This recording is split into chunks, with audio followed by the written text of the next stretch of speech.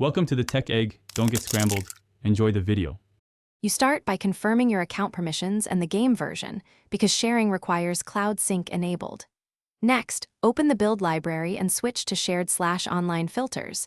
This narrows results fast. Once visible, tag builds you want to follow or duplicate. Make sure you have needed parts and $ for cloning. Finally, hit the download or fork button to grab the initial copy. This gives you a working baseline to modify. Do these steps now to avoid backtracking later. Once you have a forked build, rename it and add version notes so you track iterations. This prevents overriding shared originals. Then focus on balance, tweak weight distribution, gear ratios, and boost mapping in small 1% steps, because tiny changes compound. Test immediately on a short circuit to get quick feedback, record lap times, and compare. Make only 1 to 3 targeted changes between tests, and keep a concise changelog so you can revert if performance drops. When your build consistently performs, publish it with a clear title, relevant tags, and brief setup notes so others can reproduce results.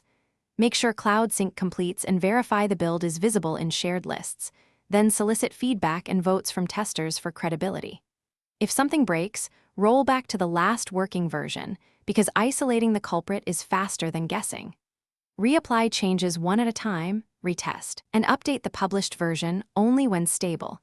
This keeps your shared build. Thanks for watching. Consider subscribing if I helped unscramble your problems.